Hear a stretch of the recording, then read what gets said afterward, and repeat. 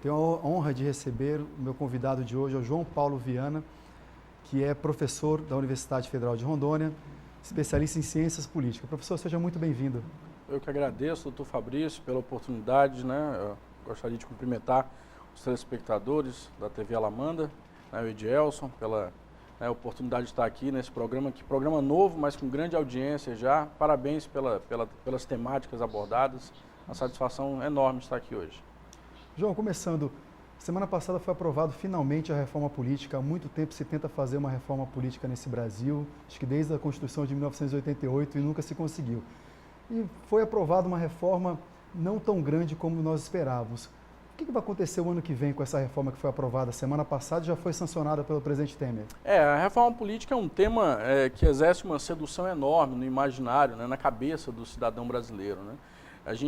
Alguns historiadores, inclusive, dizem que Dom Pedro II chegou ao poder dizendo que só era possível governar o Brasil com uma reforma política, né? Então, mas como o senhor acabou de colocar, de fato, a partir de 88, as propostas de reforma política começaram a aparecer com mais frequência na imprensa e entre os parlamentares brasileiros, né? Havia uma insatisfação muito grande com o sistema político montado em 1988, particularmente com o presidencialismo e a fragmentação partidária, né? Então, depois, em 89, nós temos a primeira eleição presidencial depois de quase 30 anos, né, desde 1960. Então, 22 partidos disputaram a eleição. O Fernando Collor de Mello foi eleito com 3% do parlamento. O partido dele, que foi criado às vésperas da eleição, tinha 3%, né, da Câmara dos Deputados. E o PMDB, à época, e o PFL, que eram os maiores partidos do Congresso, juntos fizeram um pouco mais de 5% de votos. Então, naquele momento ali, posteriormente, com o plebiscito de fórmulas e sistemas de governo em 93, ficou, perante a opinião pública, muito forte a necessidade de uma reforma política que fortalecesse os partidos, né? Entretanto, depois desse quinquênio tumultuado que se segue depois de 88, a partir de 94, o sistema político começa a dar sinais de estabilização, né? Você tem um PT e um PSDB que, de certo modo, organizam a competição eleitoral nas eleições presidenciais em torno de dois grandes grupos ideológicos, centro-direita e centro-esquerda. Uma transição acompanhada de distribuição de renda, de estabilidade monetária com Fernando Henrique, distribuição de renda com o Lula no início do século XXI, no início dos anos 2000, e isso, de certo modo, estabilizou o sistema político brasileiro até 2014. Quando a gente começa a viver uma crise após a reeleição de Dilma, que se estende até agora, né? Então, as propostas retornam e a reforma política sempre é observada como algo que vai modificar a cultura política de um país. Resolver o problema, né, exatamente. Esse é o grande perigo, doutor Fabrício, porque nós costumamos observar a reforma política como se fosse algo do tipo, mudam-se as leis e criam-se anjos, né? E a finalidade de uma reforma política, basicamente de uma reforma no sistema eleitoral, né, que ela não é essa. É basicamente ajustar o sistema de modo com que possa melhorar a relação entre o eleitor, entre o representado e o representante, entre o eleitorado e os políticos. Então, hoje em dia, nós vivemos no mundo um descrédito muito forte com a política. Não é um caso só brasileiro. A crise de representação, a crise dos partidos, não é um problema só brasileiro, só nacional. É no mundo todo. A gente costuma olhar para os partidos ainda e ver aqueles grandes partidos de massa, Partido Social Democrata Alemão dos anos 60, Partido Trabalhista Inglês. E não é mais assim. Hoje em dia nós temos outras formas de representação, os partidos mudaram, né? Nós temos aí a internet, nós temos as redes sociais, nós temos formas de participação direta do cidadão, né? Então, a ideia de uma reforma política é fortalecer os laços entre o cidadão e os políticos. Nesse sentido, eu acho que essas mudanças que ocorreram agora, né, na semana passada, a partir do final das coligações, a cláusula de barreira e tudo isso. Já começou a falar sobre agora, até para a gente ganhar um pouquinho de tempo. Como é que eu acho que o maior, quer dizer, vamos falar das maiores aqui, senão nós não vamos ter tempo, né? Mas um dos que foi aprovado, que teve relevância e muita discussão, foi o financiamento das campanhas. Foi aprovado um fundo bilionário de 1,7 bilhão para financiar as campanhas do ano que vem. Como é que isso vai ficar então em 2018, João Paulo? Primeiro, não existe sistema político, ou sistema eleitoral, ou até mesmo sistema de financiamento de campanhas perfeito, né? Sobre o sistema de financiamento de campanhas, o ideal mesmo é a transparência, né? Um sistema que ele promova a transparência. O caso brasileiro e toda essa crise, ela se arrasta a partir do financiamento de campanhas privadas, com esses escândalos da Petrobras. Foi um estopim para a crise brasileira atual, né? Eu vejo que, nesse momento, quando o legislador brasileiro, em 2015, numa reforma política levantada pelo Eduardo Cunha, né, e contra a vontade dele, quando o legislador decide barrar a doação empresarial, os políticos precisavam, de alguma forma, manter o nível das campanhas do ponto de vista dos recursos, e com o fim da doação empresarial, isso praticamente ficava nebuloso, digamos assim, né? Secou a fonte, né? Secou a fonte, perfeito, né? Então, de certo modo, há uma busca agora por recursos. Como nós vamos conseguir recursos? De antemão, é importante salientar que as grandes democracias do mundo, elas tendem a combinar financiamento público com financiamento privado. Né? Então, há elementos de financiamento privado e elementos de financiamento público. Como eu disse, o importante é a transparência. Esse 1,7 bilhão, né, que muito criticado pela opinião pública, já que nós temos gravíssimos problemas na saúde, educação, etc., a gente conhece bem isso, mas de certo modo nós temos que acompanhar como esse dinheiro vai ser investido, como ele vai ser dividido entre os partidos, né? Se isso vai ser concentrado só entre os grandes partidos, isso é um perigo, inclusive, né? Com essa nova cláusula de barreira, inclusive, para depois de 2020, isso é um perigo, né? Concentrar os recursos em torno de um grupo pequeno de partidos, os maiores partidos, por exemplo, né? Então, é importante dar transparência a esses gastos, né? Seria, então, a fiscalização do TSE, do Tribunal de Contas? E do cidadão, das organizações, da sociedade civil, né? A gente sabe que é muito difícil, nós conversávamos outro dia, né? Eu só apontava essa questão, inclusive, né, da dificuldade que esses órgãos de controle têm, porque a gente sabe, falta pessoal, falta são recursos, 12 auditores, né, para tomar conta do fundo partidário, que já e agora vem mais essa grana. Né? Tem aí uma expressão de um pensador americano, de um cientista político americano sobre financiamento de campanhas, que ele diz que é o efeito hidráulico do financiamento. Dinheiro é como água, não adianta tampar, vai passar do mesmo jeito. Né? Pode parecer até um desserviço dizer isso, mas o que é importante é a fiscalização. É o controle. Né? A transparência ainda é o melhor remédio. Né? A democracia realmente ela tem custos altíssimos. Então, esse 1,7 bilhão que foi aprovado agora, importante é ver como esse dinheiro vai ser dividido, dar transparência a esses recursos. João, como você sabe, eu teve uma pesquisa agora segunda-feira, 90% da população é totalmente contra qualquer tipo de financiamento com dinheiro público, dinheiro do pagador de impostos para financiar a campanha eleitoral. Eu também sou contra, eu acho que poderia talvez tentar aí os próprios filiados ou os apoiadores financiar o seu partido por livre e espontânea vontade, como acontece nas igrejas, nos times de futebol, você não doa o dinheiro, mas eu acho que esse tema aí nós precisaríamos de dois programas para debater isso. Eu queria só fazer um parênteses. Né? Eu também acredito que o ideal mesmo é a contribuição cidadã. Né? O grande problema do financiamento privado no Brasil de empresas é que ele estava concentrado num número muito pequeno de empresas. De empreiteiras, né? Que aí gerava corrupção. De todo o montante da doação privada, mais de 30% daquele montante vinha de um grupo pequeno de empresas, justamente as grandes construtoras, os grandes grupos empresariais. Então, essa concentração de recursos num número pequeno de empresas é que era necessário acabar. Então, a ideia é que o ideal é que, além da transparência, que houvesse um sistema de financiamento onde o cidadão possa financiar o seu candidato, o seu partido. E há elementos bastante interessantes.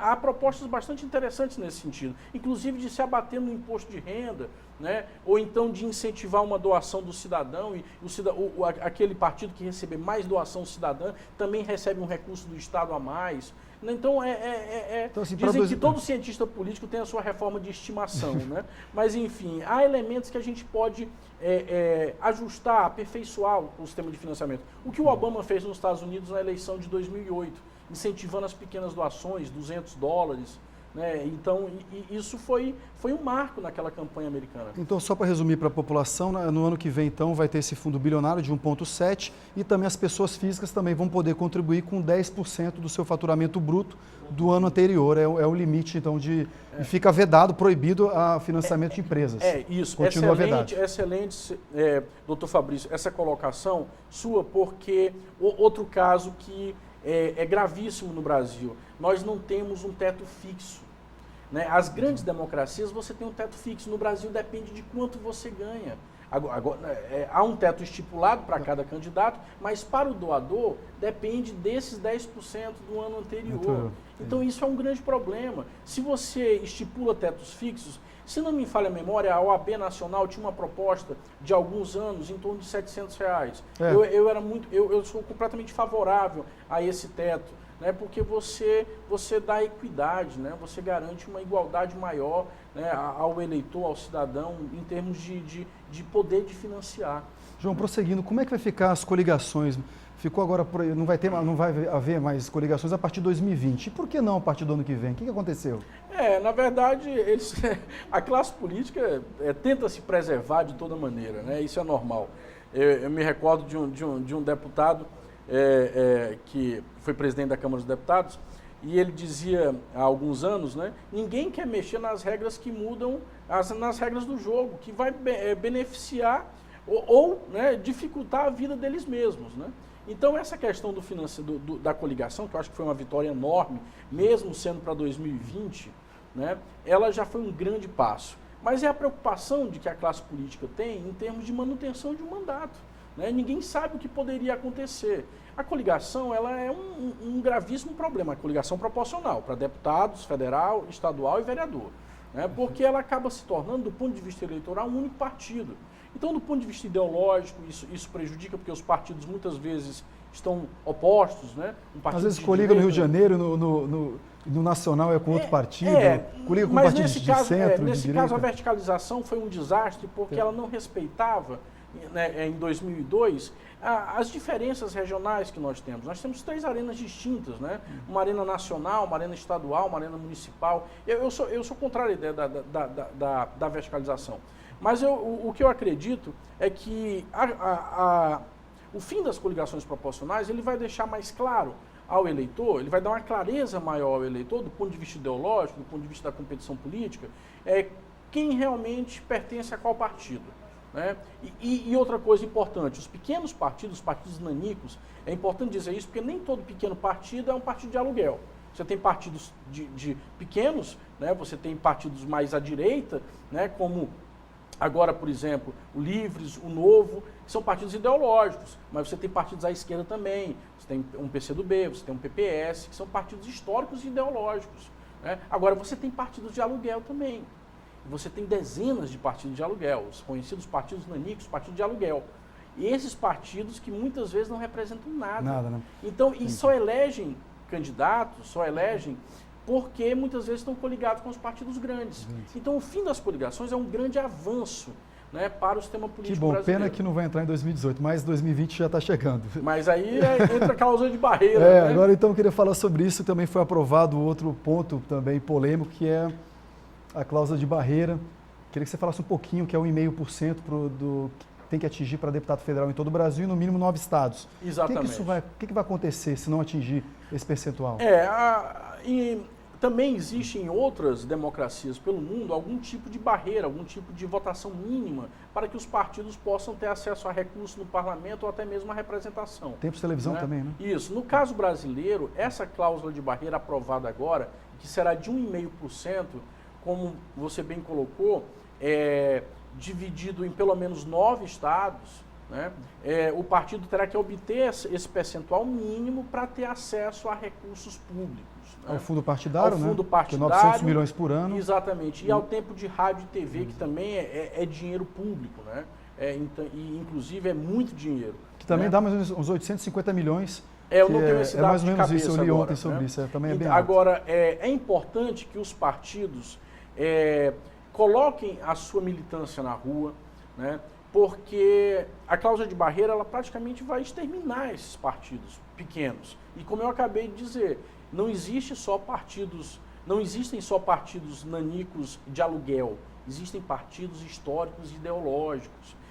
A minha grande resistência à cláusula de barreira, inclusive foi um tema que eu estudei durante a minha graduação, num projeto que havia da Lei 9.096 de 95, um percentual absurdo que era 5%, né, até numa inspiração ao caso alemão. Na Alemanha existe uma cláusula de barreira desde o final da Segunda Guerra né, quando foi criada justamente para evitar a fragmentação partidária que levou ao partido nazista ao poder na década de 30. Né? Então a minha grande resistência à cláusula de barreira é que ela feche o sistema partidário em torno de um número pequeno de partidos. Vale lembrar que essa cláusula de barreira aprovada agora, ela é progressiva. Então será 1,5% agora, até 2030, 3%. 3%. Né? Ela vai então, beneficiar os grandes partidos, os que estão aí, e tenta tirar forma, os pequenos. É um remédio. É um remédio. É um remédio urgentíssimo e extremamente necessário no momento, porque não dá para governar com 28 partidos representados no Congresso Nacional. Hoje nós somos 35 partidos, né? Então, 28 partidos que foram Congresso eleitos em 2014. O problema não é nem ter partido com representação. O partido pode existir, mas no Congresso, 28 partidos é muito difícil. Imagine uma base de governo, como foi a da presidente Dilma, que chegou a um colapso, né, com 16, 17 partidos. Como é que você negocia, né, com tantos partidos e partidos das mais diversas ideologias, né, uma coalizão heterogênea? Essa é a grande questão hoje do sistema político brasileiro. É o gerenciamento da coalizão, em que pese todos os problemas do governo Temer está mostrando como se deve governar em termos de gerir a coalizão. Mas eu ainda acho que os partidos que não... Quer dizer, os partidos vivem do fundo partidário, né, que é aquele fundo bilionário. Os partidos que não recebessem esse dinheiro, que vivessem só da doação dos seus partidos, e que não tivessem número de filiados, eles iam se extinguir automaticamente. Assim, é uma opinião minha. Mas, João Paulo, para a gente finalizar, acho que muito bom o papo. Como é que vai ser 2018? O que você acha que vai ser? Um ano diferente, uma eleição, não dá para saber o que vai acontecer? Olha, eu vou dar graças a Deus se tiver eleição. Né? Não, Estarei muito feliz, né, se tiver eleição em 2018. Mas, brincadeira à parte, a gente tem, eu acho que essa crise política que se arrasta, né, desde 2014 e afetada principalmente pela crise econômica, ela só vai chegar ao fim com uma eleição. Né, com uma eleição e não é a garantia de que ela chegue ao fim, mas uma das saídas mesmo é a eleição de 2018. O quadro ainda está muito difícil de prever, eu não vou fazer futurologia aqui, claro, né, mas eu me preocupo muito com o crescimento de uma direita conservadora no Brasil, né, uma direita preconceituosa, uma direita que vem cerceando direitos e liberdades, e isso é muito preocupante. Eu tenho uma visão de que PT e PSDB, durante 20 anos, organizaram a competição política no Brasil, trouxeram grandes benefícios à sociedade brasileira, ambos os partidos, né? E acho que a ideia é de convergir ao centro. Acho que o importante é isso, é o diálogo e a convergência ao centro. Os extremos são sempre muito perigosos. O que a gente vive hoje no Brasil é uma tendência no mundo. E no Brasil, em especial, também é uma tendência a esses extremos, principalmente na extrema direita. Isso me preocupa muito. E você acha que pode acontecer também de um outsider da política, um nome novo, como aconteceu em São Paulo com Dória, aqui em Porto Velho mesmo com o Ildo? Você acha que também pode surgir um nome para a presidência da República? Certamente. Né? Quanto ao prefeito de São Paulo, me parece que, como dizia um colega esses dias, um belíssimo artigo, o Carlos Melo, ele queimou a largada. Né? Então, fazendo até uma analogia com o corredor lá, o Bolt, né? Então, me parece que esqueceu de governar São Paulo e foi fazer campanha para presidente. Né? Tudo indica que ele será candidato, mas tenho lá minhas dúvidas se será candidato pelo PSDB. Né? Acho que o nome do PSDB muito provavelmente será Geraldo Alckmin. Né? Então, assim, eu quero acreditar, né, que a campanha eleitoral vai ter uma convergência grande ao centro. Pode ser que esse bipartidarismo, entre aspas, de PT e PSDB nas eleições presidenciais, ele ainda continue. Né? Mas, como eu disse, a ameaça grande é da extrema-direita.